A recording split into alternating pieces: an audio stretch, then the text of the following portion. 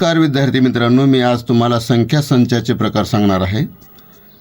1 number नैसर्गिक संख्या संच n बरोबर महिरूपी कंसात 1 2 3 4 5 डॅश डॅश डॅश म्हणजे ज्या मोज संख्या असतात त्यांना नैसर्गिक संख्या म्हणतात।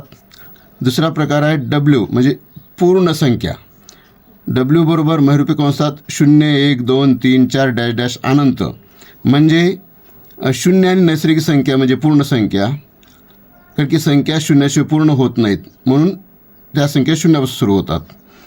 तिसरा प्रकार आहे पूर्णांक संख्या आय बरोबर म्हणजे ज्या संख्या रेषेवर असतात, संख्या रेषेवरच्या संख्या म्हणजेच पूर्णांक संख्या, म्हणून डाव्या बाजूला अनंतापर्यंत -4 -3 -2 -1 0 आणि उजव्या बाजूला धनसंख्या 1 2 3 अनंतापर्यंत, म्हणून अशा संख्येला पूर्णांक संख्या म्हणायचं। त्यानंतर आहे परिमेय संख्या, क्यूने दर्शवतात। क्यू बरोबर ज्या संख्या p/q रूपात मांडता येतात आणि p आणि q अंश आणि छेदातल्या संख्या ह्या पूर्णांक संख्या असतात आणि छेद शून्य नसतो, अशा प्रकारच्या संख्येला परिमेय संख्या म्हणतात।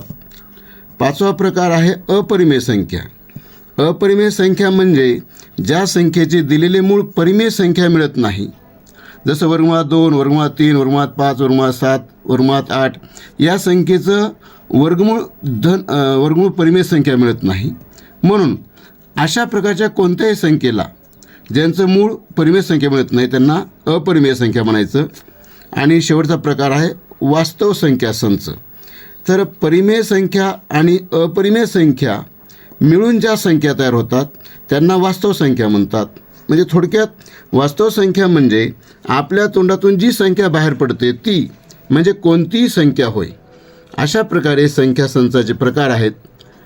या ठिकाणी जर पाहिलं तर n बरोबर नॅचरल नंबर, w बरोबर whole number, i integer number, q rational number, q dash irrational number, r is equal to real number. अशा प्रकारे आपण या ठिकाणी संख्या संचाचे प्रकार पाहिले। धन्यवाद।